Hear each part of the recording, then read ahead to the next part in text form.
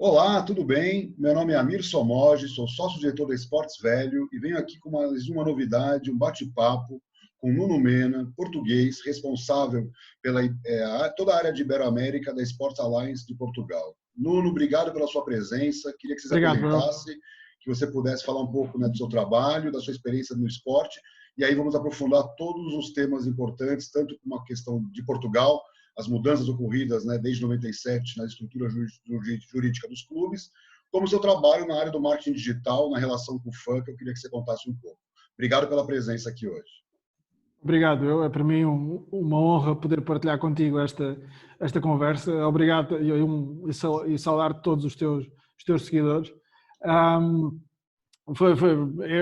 um excelente convite e vou aqui fazer a minha apresentação. Eu tenho uma responsabilidade Portugal e toda a América Latina da Sports Alliance. A Sports Alliance basicamente é uma empresa que começou originariamente no Reino Unido, estende-se hoje por 9 países, sobretudo na Europa: Holanda, Bélgica, França, Espanha, Portugal, Reino Unido, e demos o salto há pouco tempo para a América do Sul, onde estamos a entrar no Brasil e noutros países.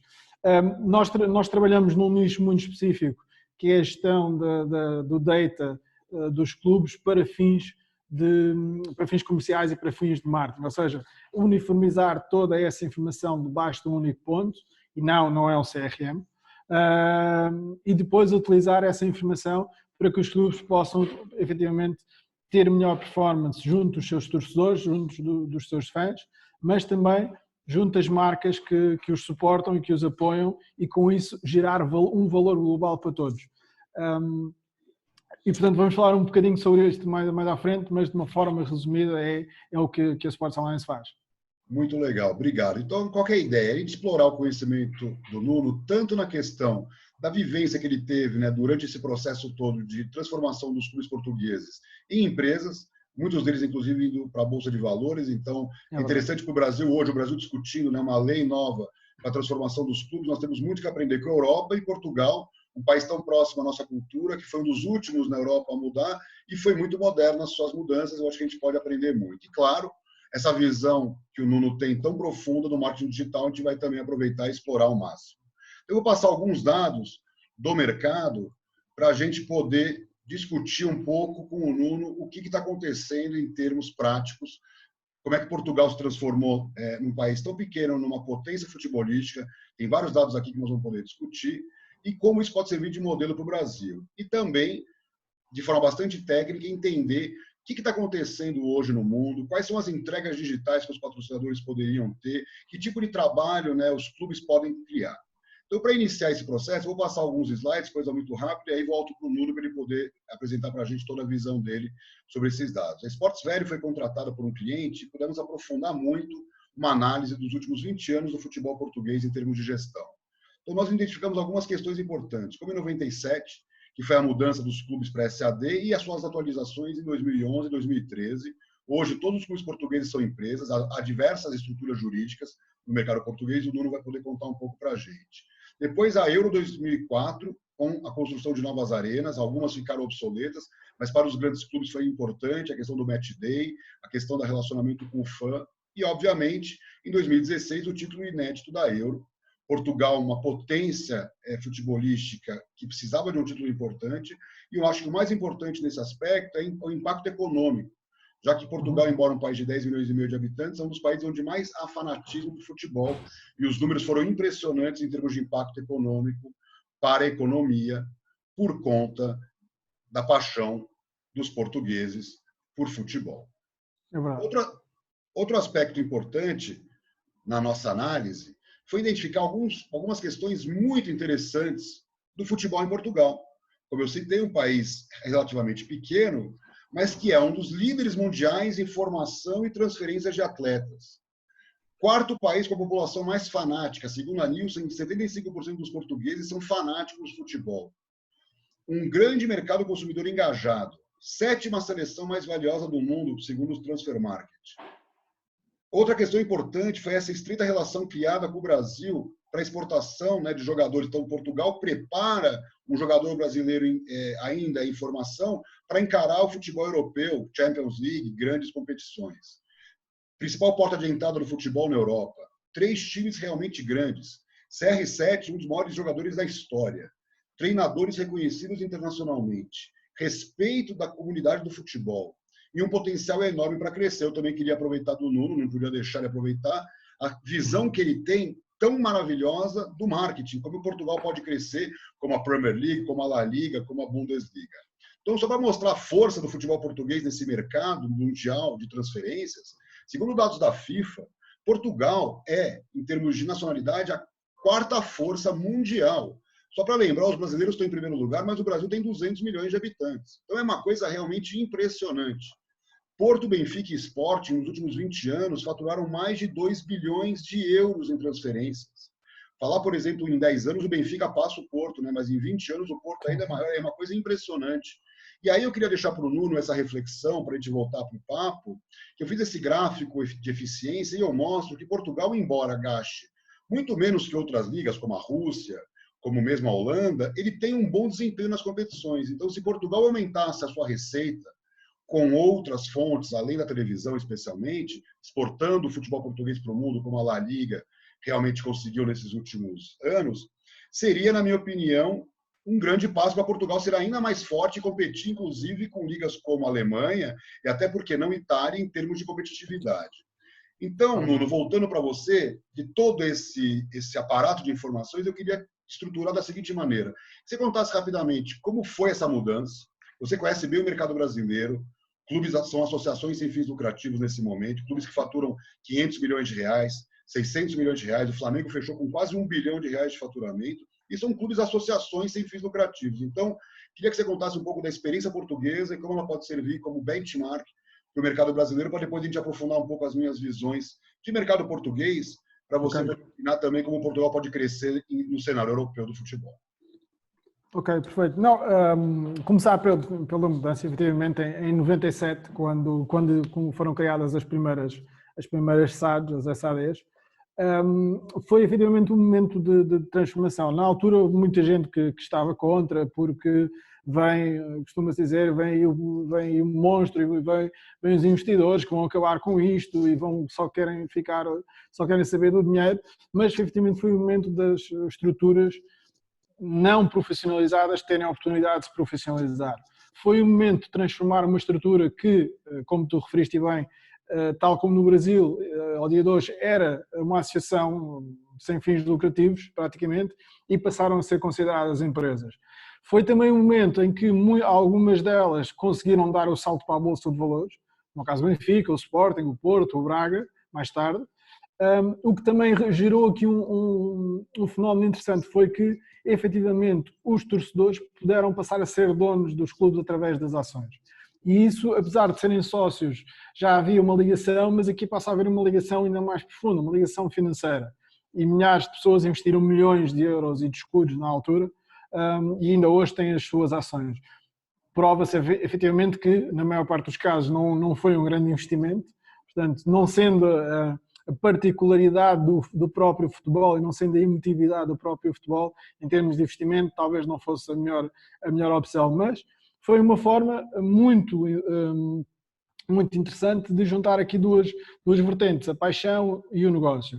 E eu creio que esse foi efetivamente o primeiro grande salto que demos na transformação do futebol em Portugal. Mais tarde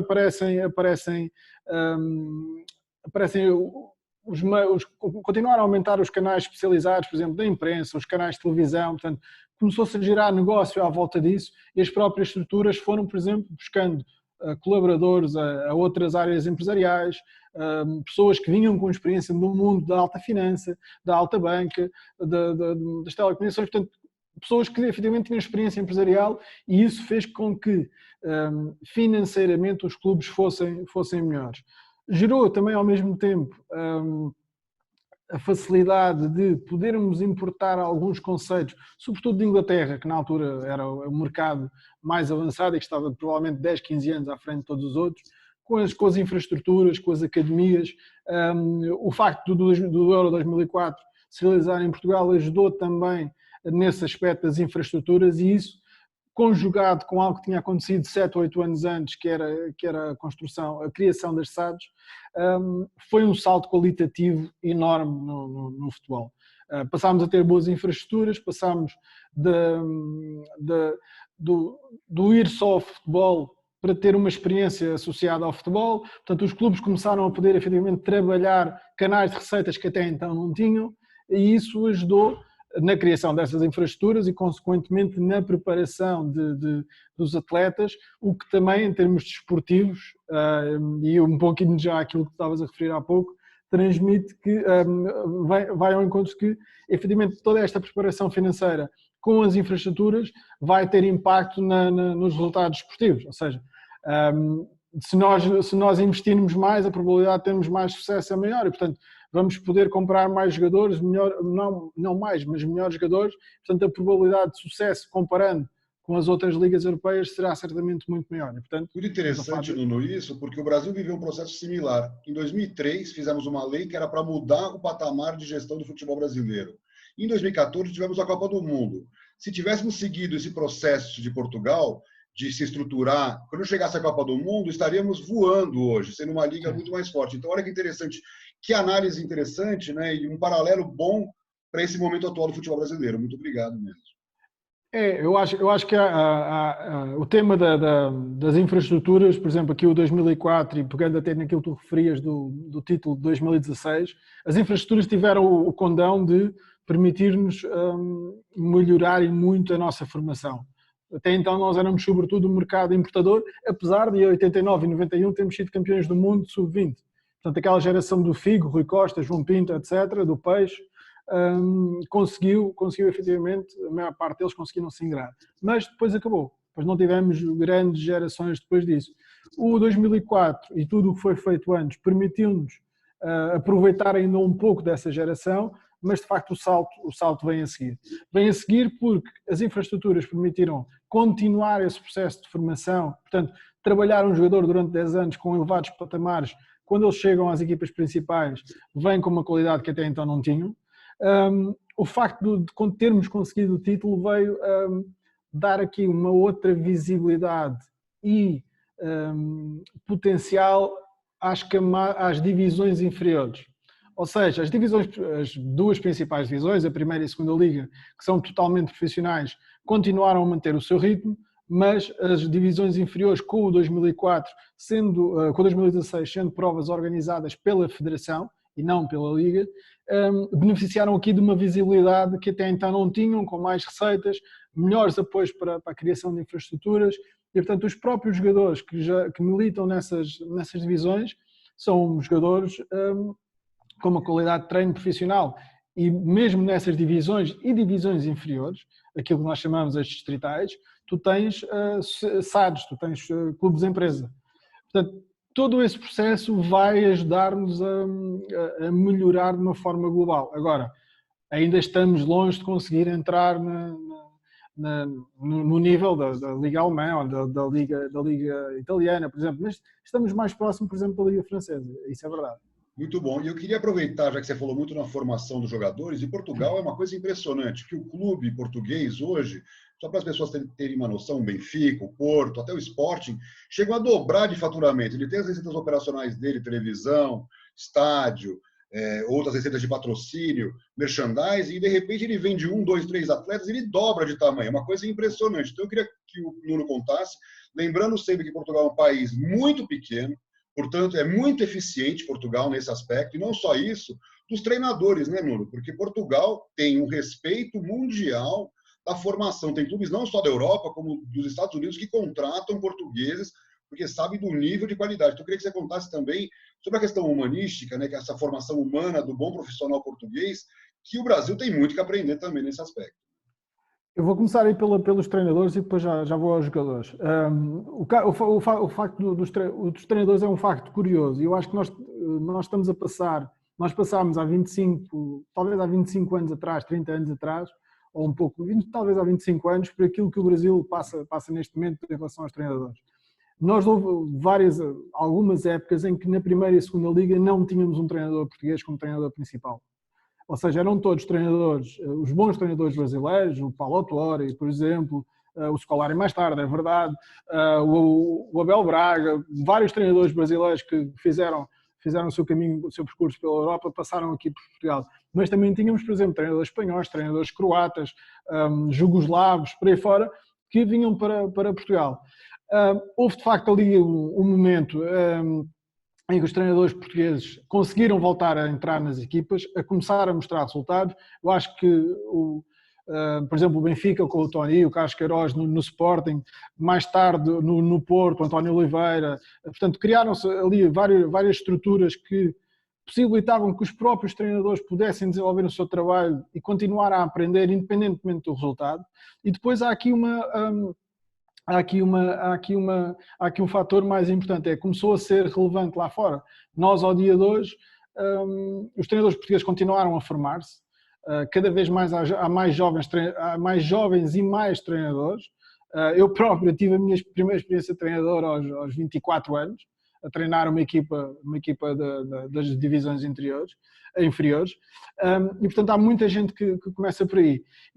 Aquilo que aconteceu no Brasil com o Jorge Jesus foi o que nos aconteceu a nós há 25, 30 anos atrás, foi vir alguém de fora, pôr em causa toda a metodologia, todo o treino e todo o processo que estava instalado, abanar um pouco as coisas, ok, nós estamos a fazer alguma coisa errada, vamos reinventar-nos e vamos voltar a potenciar aquilo que sabemos e que sabemos fazer bem. Portanto, eu acho que o pós-Jorge Jesus aí no Brasil vai trazer muitos treinadores brasileiros que vão ser de topo e vai-se refletir nas equipas e na própria seleção, da mesma forma que nós temos treinadores em toda a parte do mundo, temos campeões na China, campeões na Arábia Saudita, em vários países do mundo. E, portanto, isso pelo lado dos treinadores. É a questão dos jogadores que se valorizaram demais, né? O jogador português se valorizou demais, e eu queria que você contasse isso também, para a gente poder passar para o marketing digital, porque os clubes portugueses têm um problema hoje. Eles vendem muito bem os jogadores, mas eles não são tão fortes no marketing, e a própria liga é muito enfraquecida. Então, para a gente poder concretizar isso, quer dizer, Portugal é uma potência futebolística do ponto de vista de produção de jogadores, e vende como poucos, mas também não tem a liga mais rica e mais valorizada em termos de audiência global. Então, queria que você aproveitasse para falar um pouco, para a gente poder partir para o nosso grande assunto do dia, que é a questão do marketing digital em tempos de coronavírus. Ok, vou só antes só tocar aqui num ponto que vou falar há bocado, que é o jogador brasileiro em Portugal. E isso tem a ver com 2 ou 3 fatores, que é, por um lado, a língua, o idioma, a capacidade de única adaptação que o jogador brasileiro tem em Portugal, e, portanto, tudo isso junto, se forem bem trabalhados, o jogador brasileiro consegue potenciar, porque tem uma técnica ímpar, e consegue-se potenciar para os outros mercados. Depois, o jogador português, efetivamente, ele é muito valorizado, não podemos deixar aqui de lado também uma outra componente, que são os empresários e os agentes dos jogadores. O Jorge Mendes é mundialmente conhecido, mas há outros que trabalham muito bem os seus jogadores e já utilizam o marketing nessa preparação dos jogadores, e utilizam os dados e antecipam muitas vezes a forma do jogador evoluir. E depois, pensando já fazendo esta ponte para toda a concepção do futebol, há aqui um problema de fundo que neste momento é a dificuldade que a própria Liga tem em conseguir ter alguma regulamentação que a ajude a centralizar qualquer coisa. Eu nem estou a falar dos direitos de TV. Ou seja, se a Liga quiser centralizar, por exemplo, vamos imaginar, as páginas web dos clubes, uma coisa simples, não vai conseguir. Se quiser centralizar um aplicativo móvel para distribuir por todos, não vai conseguir. Quanto mais em algo tão impactante como são os direitos televisivos. E, portanto, o processo que garantidamente vai, mais a mais ao dia de hoje, eles estão todos dispersos entre vários operadores, com datas diferentes de fim de contrato. Somos o único país na Europa, com exceção, salvo erro, da Albânia ou do Chipre, que não tem os seus direitos centralizados. E nós também. Somos nós também, infelizmente, que nós seguimos essa linha da individualidade dos contratos, o que acaba inviabilizando a criação de uma liga no Brasil. Olha que situação. Então, somos mais parecidos do que as pessoas imaginam.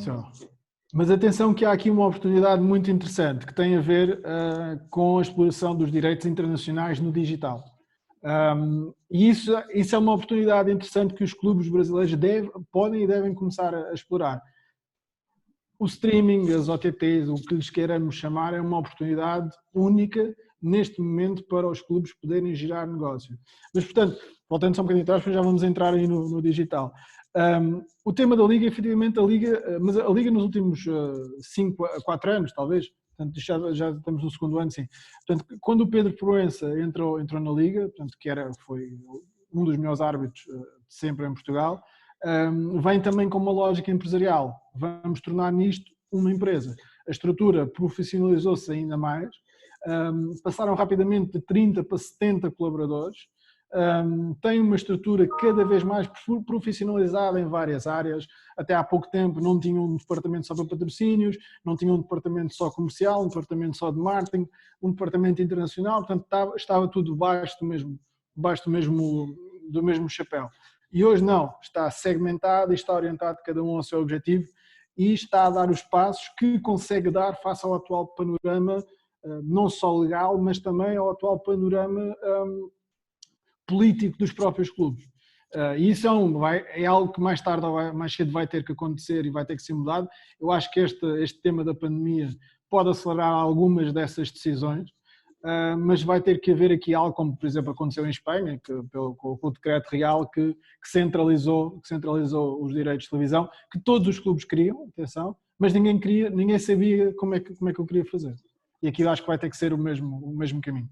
Me parece que o ponto para Portugal realmente expandir e virar uma liga realmente global, e ela tem potencial, na minha opinião, para isso, é exatamente esse passo de fortalecer o Braga, de fortalecer outros clubes. Eu até brinquei no meu relatório, chamei de efeito Braga. O Braga seria o Atlético de Madrid de Portugal, aquele que daria um reequilíbrio de forças. É um clube menor que tem um desempenho em competições europeias recente muito bom, mas que não tem capacidade financeira por conta da TV de competir. Bom, Nuno, muito obrigado por toda essa compreensão do mercado português. Tenho certeza que a audiência brasileira vai adorar, porque nós somos hoje o que foi Portugal, não tenho a menor dúvida. Hoje os clubes estão devendo muito para o fisco.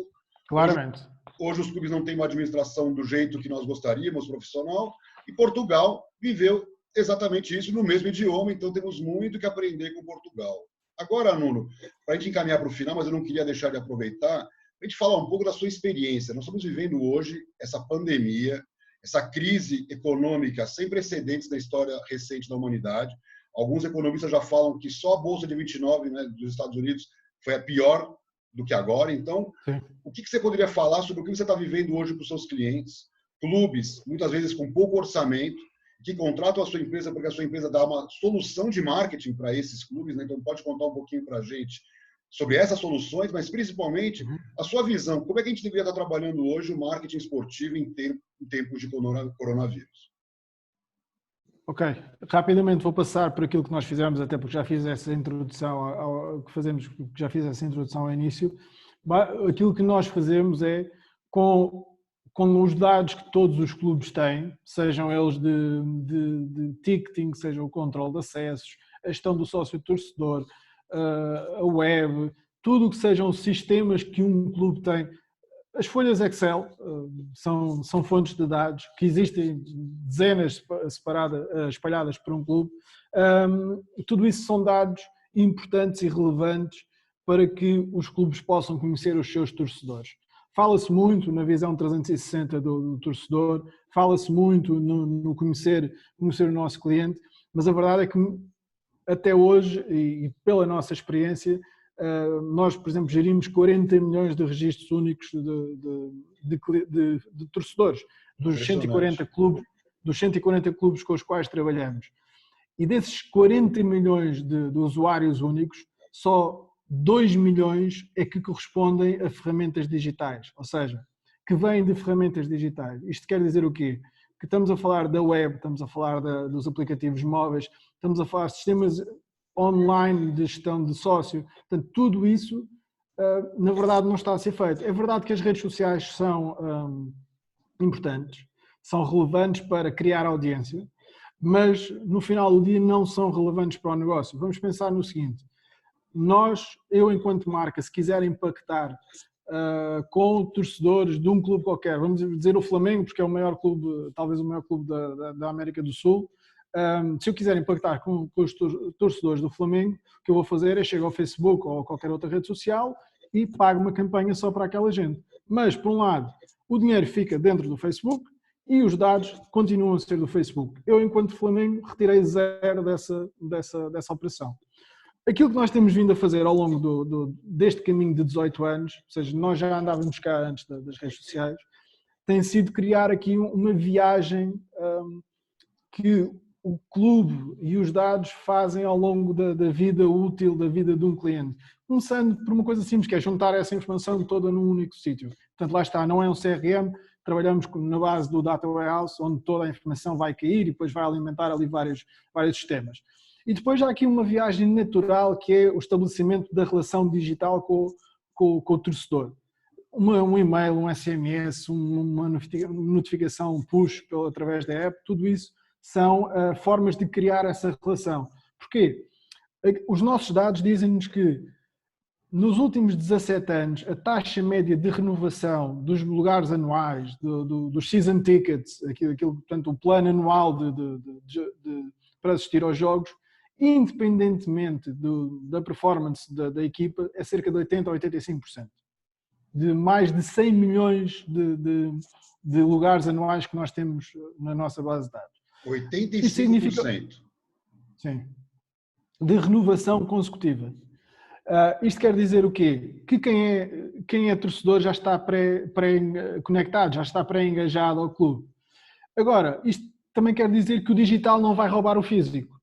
O que significa que, se eu tenho a minha base física, eu vou ter que crescer no digital, ou seja, eu vou ter que criar audiência para aqueles que, por exemplo, não podem ir ao estádio, para aqueles que estão noutros países, eu vou criar a minha base de torcedores noutros países ou noutros estados, no Brasil, nem tem que ser noutros países, tem que ser basta o Flamengo mesmo, o Flamengo tem muito mais torcedor fora do Rio de Janeiro do que no Rio de Janeiro. Exatamente, e portanto, esse é um ponto importante, e com isso é estabelecer essa relação digital que depois nos vai levar à fidelização, à tão famosa fidelização, em que nós vemos muitas vezes, muitos casos de clubes que começam pela fidelização antes de sequer saberem quem são os seus torcedores e fazem programas de descontos para os torcedores, mas ficam sem saber, sem conseguir medir esse programa, por exemplo.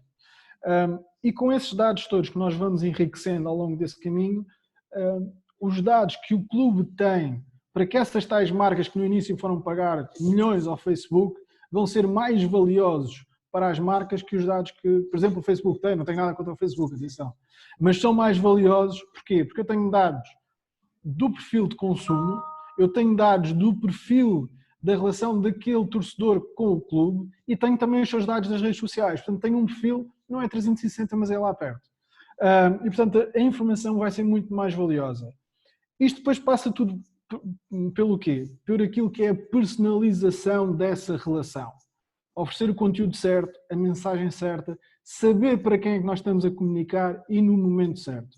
Hoje em dia há várias ferramentas, vários aplicativos móveis que nos permitem, por exemplo, mudar a forma como eu acedo ao conteúdo com base na minha condição. Vamos imaginar, e voltando aqui ao exemplo do Flamengo, mas pode ser outro qualquer, mas se eu sou do Flamengo e tenho um celular da TIM, o que eu vou ver será um determinado conteúdo. Mas se eu sou do Flamengo e tenho um celular da Vodafone, por exemplo, o que eu vou ver já vai ser outro conteúdo porque eu consigo bloquear ao operador. E isso cria uma relação brutal entre o clube e a marca. Depois, tem que haver também aqui uma mudança de paradigma na forma como, mas não é só no Brasil, isto é em grande parte do mundo, como os clubes tratam esta parte. Ou seja, os clubes até ao dia de hoje foi numa lógica de gerir a relação com o torcedor para vender entradas e para vender merchandising.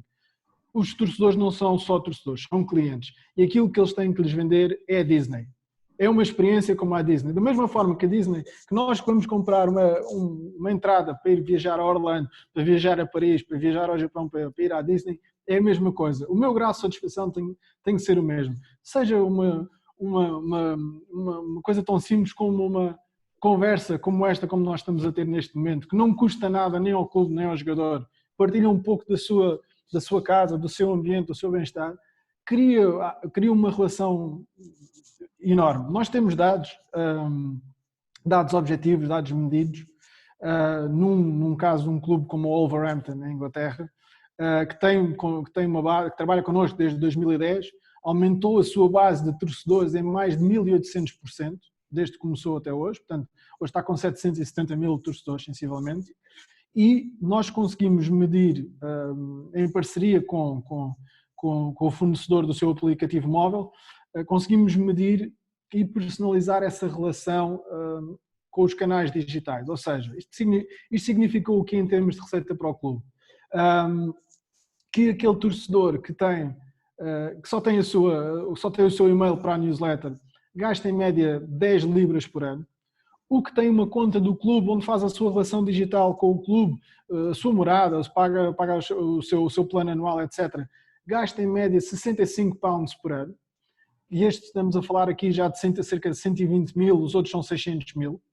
Mas há uma franja de 6% que correspondem a 50 mil torcedores que têm a conta e o aplicativo móvel, que no fundo funciona como toda a minha componente digital de venda, transação, consumir conteúdos, eu aceder à minha OTT do clube, à minha Wolves TV.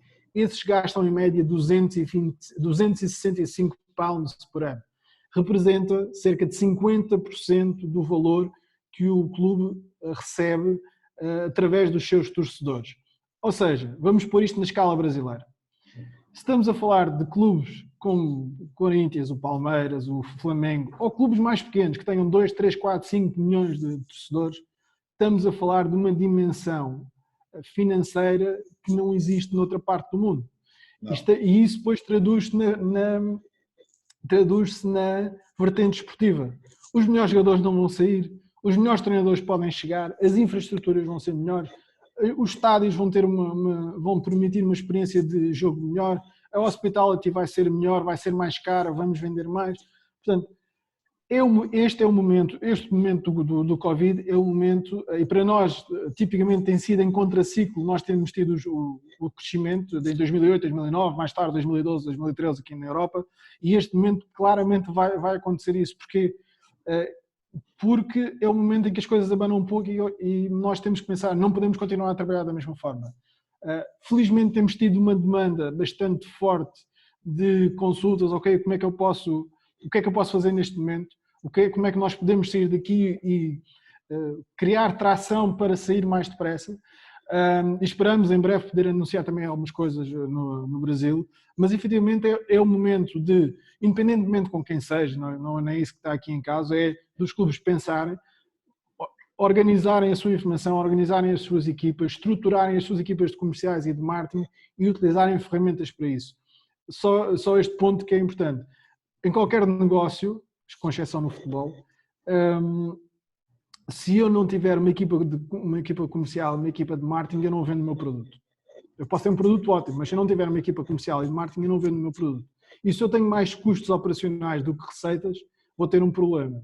Portanto, e isso só passa sobretudo também aqui na Europa, em que muitas vezes o profissional do marketing é uma pessoa que está lá parcialmente ou que está só, faz outras coisas no dia a dia. Portanto, o conselho que eu de facto dou é, ok, estruturem bem as vossas equipas comerciais e as vossas equipas de marketing, definam um plano, invistam no digital, não têm que ter as melhores ferramentas do mundo, têm que começar a organizar a vossa informação, porque depois tudo o resto vem atrás. E, portanto, é um caminho normal, não vai ser num clicar, ok, hoje tenho uma ferramenta para gerir os meus dados e para comunicar, espero vender mais 50%, não vai acontecer isso, vai ser um caminho que vai ter que ser feito, mas no final vai valer muito mais que, por exemplo, aquele jogador que eu compro para jogar 20 minutos, 10 minutos durante um jogo, ou que fica no banco, na reserva, metade dos jogos. Portanto, esta é um pouco a mensagem que eu quero passar. Muito bom, Nuno, muito bom. Eu não tenho palavras para agradecer. É fantástico o seu conhecimento, né, no digital, toda essa sua experiência